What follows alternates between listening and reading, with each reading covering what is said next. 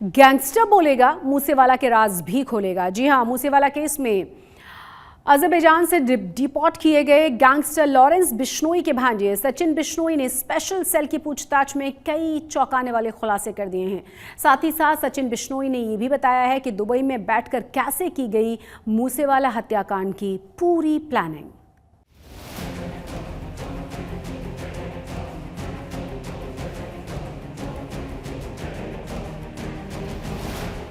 भारत से 3700 किलोमीटर दूर स्थित अजरबैजान की राजधानी बाकू से डिपोर्ट करके भारत लाए गए सचिन बिश्नोई ने पिछले साल 29 मई को हुई सिद्धू मूसेवाला हत्याकांड में कई बड़े खुलासे किए हैं। मूसेवाला की हत्या की प्लानिंग और प्लॉटिंग से लेकर विदेश भागने तक के सवालों पर सचिन बिश्नोई ने कई राज उगले हैं। दिल्ली पुलिस के स्पेशल सेल के द्वारा की गई पूछताछ में सचिन ने गैंगस्टरों के विदेशी नेटवर्क की पूरी पोल पट्टी खोल दी है। पर उससे पहले आपको बता दें कि अजरबैजान से दिल्ली लाने के बाद गैंगस्टर सचिन बिश्नोई को कोर्ट में पेश किया गया, जहां कोर्ट ने सचिन की पुलिस को 10 दिन की कस्टडी दी है। इस बीच खबर ये भी आ रही है कि मूसेवाला केस में पंजाब पुलिस ने भी सचिन को ट्रांजिट रिमांड पर लेने की तैयारी शुरू कर दी है।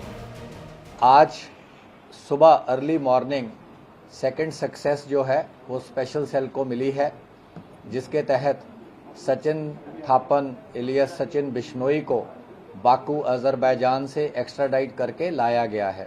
ये एक क्लियर मैसेज है जो कि केंद्रीय गृह मंत्री साहब की सुपरविजन और उनकी तमाम डायरेक्शंस के कारण है कि भारत में अपराध करके कहीं भी छुप जाना अब उतना आसान नहीं है।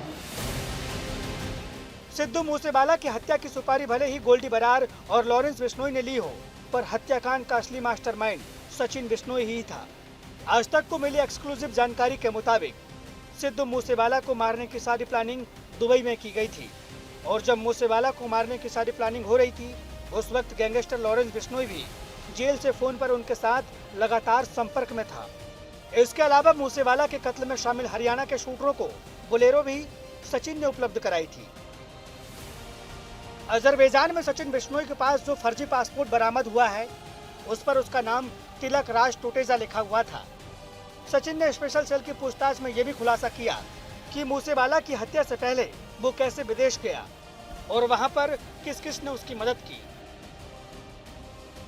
आपको बता दें, मूसेवाला की हत्या 29 मई 2022 को हुई थी और सचिन अप्रैल के महीने में ही फर्जी पासपोर्ट बनवाकर दिल्ली एयरपोर्ट से दुबई भाग गया था, जहां उसकी मुलाकात गैंगस्टर विक्रम बरार से हुई। इसके बाद वो करीब 1.5 महीने तक विक्रम बरार के फ्लैट में रहा और यहीं से वो अजरबैजान के लिए निकला था। इतना ही नहीं, सिद्धू मूसेवाला को मारने के लिए पैसे और हथियारों का सारा प्रबंध गोल्डी बरार और विक्रम बरार ने किया था। दिल्ली पुलिस के मुताबिक सचिन गोल्डी बरार, काला जठेड़ी और लॉरेंस बिश्नोई डॉक्टर और अल्फा जैसे कोड वर्ड का इस्तेमाल करके आपस में बात किया करते थे, ताकि पुलिस और खुफिया एजेंसियों को शक न हो। सचिन की गिरफ्तारी के बाद उसके गुनाहों की फाइल खुल चुकी है और अब एक एक करके पूरा हिसाब किताब किया जाएगा। 4 केस राजस्थान के हैं, 4 केस पंजाब के हैं, 1 केस सरसा हरियाणा का है। स्पेशल सेल के 2 केस हमारे न्यू दिल्ली रेंज के हैं, जिसमें एक अटेम्प्ट टू मर्डर का है। इन्होंने एक आरपी गुप्ता करके कोई प्रॉपर्टी डीलर है मोहन गार्डन का, उस पर गोली चलवाई थी इनके सिंडिकेट ने। और एक केस इन पे मकोका का है, जिसमें एक्सप्लोसिव एक्ट भी लगा है, क्योंकि जब प्रियव्रत फौजी और इनके साथी अरेस्ट किए गए थे तो उनसे अंडर बैरल ग्रेनेड लॉन्चर्स और हैंड ग्रेनेड्स मिले थे। इसके अलावा 3 केसेस हमारे काउंटर इंटेलिजेंस सेल के हैं। स्पेशल सेल की पूछताछ में यह भी पता चला कि जिस वक्त अजरबैजान में सचिन बिश्नोई को पुलिस ने पकड़ा, उस वक्त वो बम्बिया गैंग के गैंगस्टर विक्की मिद्दू खेड़ा के हत्यारे कौशल चौधरी को कस्टडी में मरवाने का प्लान बना रहा था। सचिन बिश्नोई ने यह भी खुलासा किया है कि इस वक्त गैंगस्टर गोल्डी बरार और अनमोल बिश्नोई इस वक्त अमेरिका में हैं। फिलहाल इन तमाम खुलासों के बाद सूत्रों के हवाले से यह भी पता चला है कि अब जल्द ही स्पेशल सेल सचिन बिश्नोई और लॉरेंस बिश्नोई को आमने सामने बिठाकर पूछताछ करने वाली है। आज तक ब्यूरो। अब बात पंजाब में मचे हुए सियासी भूचाल की। कांग्रेस और आम आदमी पार्टी के बीच गठबंधन की खबरों ने पंजाब में कांग्रेसी नेताओं की नींद को उड़ाकर रख दिया है। एक तरफ बीजेपी का दावा यह है कि करप्शन केस में फंसे कांग्रेसी नेताओं के बचाने के लिए पंजाब में कांग्रेस ने आम आदमी पार्टी के सामने घुटने टेक दिए हैं, तो वहीं कांग्रेस प्रधान ने दावा यह किया है कि अगर ऐसा हुआ तो वो सियासत से तौबा कर लेंगे। लोगों की आवाज़ चकांगे, कांग्रेस पंजाब ने गोडे टेकते होने हैं। जाखड़ साहब किरपा करके आपके बयान के मुताबिक माफी मांग लें। मैं नहीं कहता राजनीति छड्डनी नहीं। पंजाब में जिस आम आदमी पार्टी ने विधानसभा चुनाव के दौरान कांग्रेस को सत्ता से बाहर का रास्ता दिखाया, जिस आम आदमी पार्टी की सरकार ने कांग्रेसी नेताओं की ईडी और विजिलेंस से जांच कराकर जेल का रास्ता दिखाया, क्या 2024 के चुनाव में अब उसी आम आदमी पार्टी के साथ पंजाब में कांग्रेस पार्टी गठबंधन करके लोकसभा चुनाव में बीजेपी के खिलाफ उतरेगी? इस सवाल की सबसे बड़ी वजह है विपक्ष का इंडिया गठबंधन, जहां कांग्रेस और आम आदमी पार्टी के आला नेता एक मंच पर एक साथ बैठे हुए दिखाई देते हैं। हालांकि पंजाब कांग्रेस के नेता शुरू से ही स्वयं को अलग पटरी पर बता रहे हैं। इस बीच बीजेपी के अध्यक्ष सुनील जाखड़ का कहना है कि पंजाब में कांग्रेस पार्टी चंद भ्रष्ट नेताओं को बचाने के लिए आम आदमी पार्टी के आगे घुटने टेक दिए हैं। पंजाब के अंदर अपोजिशन है नहीं, अपोजिशन की जिम्मेवारी ऑफिशियल रैकगनीशन उन्होंने को है, कांग्रेस को, चाहे वो कोठी कार ते सारा झंडा वो उन्होंने मुबारक साहब। अब्बल तो उन्होंने मोरैलिटी उन्हें छड़ देना चाहिए सी भी हम असी इकट्ठे हो गए, पर लोगों की आवाज़ चकन वास्ते बीजेपी बैठी है सर। बीजेपी की जिम्मेवारी असी पूरी निभावांगे, लोगों की आवाज़ चकांगे। कांग्रेस पंजाब ने गोडे टेकते होने हैं, बीजेपी अपने थां खड़ी है, लोगों नाल खड़ा है।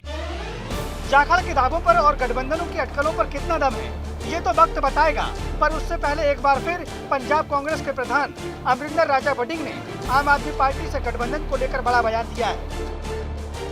जे साडा मंत्री कोई बन जे आम आदमी पार्टी च, राजा वड़िंग राजनीति छड़ जाएगा। वो ये गल कन्फ्यूजन पैदा कर रहे ने ना जाखड़ साहब कि इन्हां चों कोई मंत्री साडा अलायंस हो गया, उत्ते मिल गए, जे कोई साडा मंत्री बने या साडा कोई व्यक्ति आम आदमी पार्टी राजा वड़िंग राजनीति छड़ जाएगा। अगर कोई नहीं बनया तो जाखड़ साहब किरपा करके आपके बयान के मुताबिक माफी मांग लैन। मैं नहीं कहता राजनीति छड्डन, क्योंकि छड्डनी नहीं।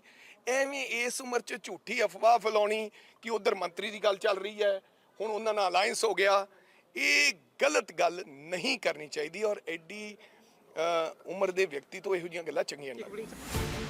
ऐसा नहीं है कि गठबंधन के मुद्दे पर सिर्फ बीजेपी ही कांग्रेस को घेर रही है, अकाली दल भी इस मुद्दे पर हमलावर है। कुछ दिन पहले ही अकाली नेता विक्रम मजीठिया ने एक प्रेस कॉन्फ्रेंस करके कांग्रेस और आप नेताओं की नजदीकियों की तस्वीर दिखाकर सवाल पूछा था।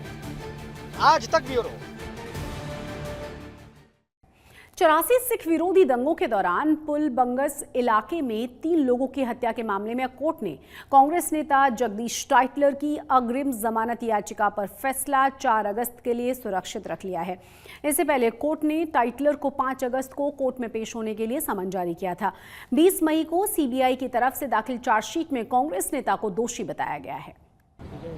रॉज एवेन्यू कोर्ट के जज साहब ने जगदीश टाइटलर, जो कि 1984 का एक मुख्य अभियुक्त है, गुनाहगार है और सबसे बड़ा कातिल है, उसकी बेल एप्लीकेशन जो लगी थी हमारे तरफ से, जो सरदार गुरबख्श सिंह जी और एचएस फूलका साहब ने बहुत अच्छे तरीके से उसको बहस की और उनके सारी बातों के जवाब दिए। और आज भी अब जज साहब ने इस ऑर्डर को 4 तारीख के लिए रिजर्व रखा है। हमें यकीन है जितना बड़ा हादसा हमारे साथ हुआ है, जितना बड़ा ये कत्लेआम हुआ है, उसके चलते वो ज़रूर हमारी भावनाओं की कदर करेंगे। पूरे तथ्य रखे हैं कि किस तरीके से ये जगदीश टाइटलर इस केस में इन्वॉल्व है और किस तरीके से जो 3 मर्डर केसेस उसके ऊपर लगे हुए हैं, कत्ल के दोष लगे हैं, उससे वो बरी नहीं हो सकता। सो माननीय कोर्ट ने इसको बड़े विचार से सुना और अपना जो फैसला है वो 4 तारीख के लिए रखा है। 4 तारीख को 3 बजे इसके ऊपर जो फैसला दिया जाएगा बेल के एप्लीकेशन के ऊपर। मैं समझता हूँ कि जिस तरीके से जो आज कोर्ट में सारी बातें रखी गई हैं, बेल किसी भी हालत में नहीं मिलनी चाहिए। अब आपको मिलवाते हैं फरीदकोट की रहने वाली वीरपाल कौर से। इनकी उम्र है 55 साल, लेकिन रेसिंग ट्रैक पर इनकी रफ्तार हर किसी को हैरान कर देती है। इनके जज्बे को देखकर लोग कह रहे हैं कि उम्र 55 की और जज्बा बचपन का।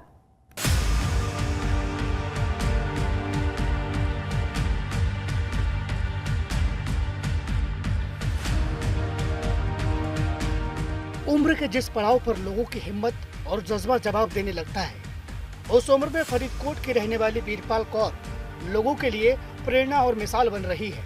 55 साल की उम्र में रेसिंग ट्रैक पर वीरपाल कौर अपनी रफ्तार से सुर्खियों में छाई हुई है। हाल ही में मास्टर गेम्स में वीरपाल ने गोल्ड मेडल जीता है। 100 मीटर रेस में खिताब हासिल करने वाली वीरपाल पंजाब की सबसे उम्रदराज खिलाड़ी है। मेरी उम्र 55 प्लस है, 55 एज है मेरी। मैंने भगवंत मान जी अपने सीएम साहब ने गेम शुरू किया था मास्टर गेम्स, तो मैंने सबसे पहले फरीदकोट में उसमें पार्टिसिपेट किया और बाद में मैंने पंजाब में नेशनल में सभी थां जाई हूँ और नेशनल में मैंने ब्राउन मेडल लिया और बाद में मैंने फिर उससे ज़्यादा प्रैक्टिस शुरू की और अब मैं मेडल लेके आई हूँ, गोल्ड मेडल नेशनल गेम्स में। 55 साल की वीरपाल कौर बीते 2 साल में 22 मेडल और ढेरों प्रमाण पत्र हासिल कर चुकी है। एक वक्त ऐसा था जब वीरपाल को खेल कोटे से सरकारी नौकरी का ऑफर भी मिला था, लेकिन पारिवारिक जिम्मेदारियों के चलते उन्होंने नौकरी ज्वाइन नहीं की और अब एक बार फिर अपने हुनर और जज्बे की वजह से वो चर्चा में है।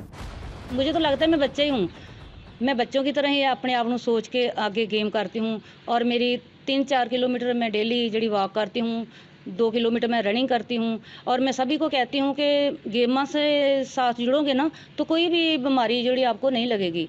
आप एसी में बैठे रहोगे और आप अपना घुटन महसूस करोगे कि मैं बुजुर्ग हो गया, मैं कभी अपने आप को बुजुर्ग महसूस नहीं कर रही। वीरपाल की इस कामयाबी के पीछे उनके पति सुखदेव सिंह का भी बहुत बड़ा हाथ है।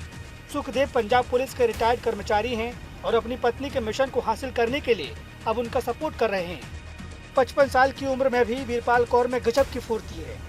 अब उनका सामना अमेरिका में जाकर खेलने का है। इनका कहना है कि अब पैसा या नौकरी नहीं, सिर्फ सम्मान की चाहत है।